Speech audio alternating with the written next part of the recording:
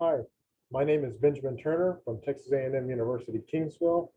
I'd like to thank you for viewing our poster entitled "Are Undergraduate Wildlife Students Better Equipped than Their Agricultural Peers in Managing a Complex Agroecological Conflict? Initial Results from a Dynamic Role-Playing Simulation." The graduate students involved in this work are Ph.D. student Kristen Stewart and master student Lane Mickman. The background, context, and rationale for this work deals with the following.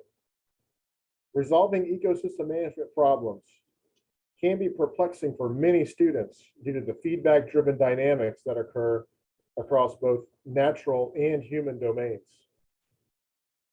And unfortunately, typical training in higher education is focused on single discipline, or what's called silos, where the disciplines don't speak to one another, but we get highly specialized training in single fields. In addition, research has found that students' abilities to reason about complexity often fall short due to simple and visual mental models that lack feedback characteristics. So what did we do in our work? We solicited participation from 2 courses at Texas A&M University-Kingsville, 1 course in wildlife and range science, and 1 course from the general agricultural sciences.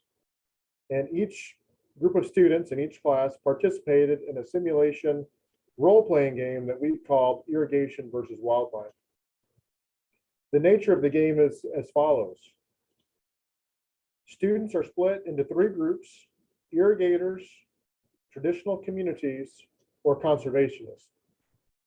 Each group has their own distinct role, goals, priorities, objectives, and decision points that they can manipulate throughout the game. Students' annual decisions were then input into a model in real time. Results were displayed immediately for subsequent decision making. Groups were allowed to negotiate after 10 years of decisions, and play ceased at 30 years. The diagram on the right simply shows a schematic of the steps that the students took during the game. A post-game questionnaire captured the strategic intentions behind the students' decisions. And the decision data from the model was exported for analysis. And the panels on the bottom right simply show some of the exported data from the 2 groups of students. What were some results, preliminary results and next steps?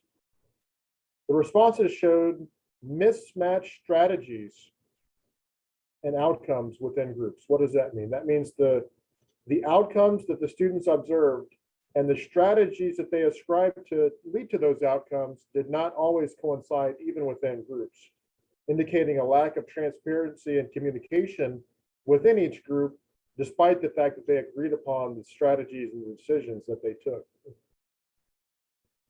Between the different groups, that's the wildlife students and the agriculture students, there were divergent decision foci, meaning the wildlife and range students focus on certain decision parameters that highlighted their domain expertise or domain interest, versus the general agriculture students that focused on decision parameters that highlighted their interest on the agricultural side. And overall, the poor performance indicated the inability to infer structure and behavior from the dynamic feedback that they received in real time from their decisions. And this corroborates or coincides with much of the work in dynamic decision-making research today. Next steps will involve scaling up the simulator and the ability to facilitate it in order to conduct pedagogical interventions aimed at improving students' intuition, and then packaging the teaching material to make the case study and its insights ready for adoption by interested faculty. Some acknowledgements are in order. Dr. Fidel Hernandez at Texas A&M University-Kingsville for allowing us to solicit participants from one of his courses.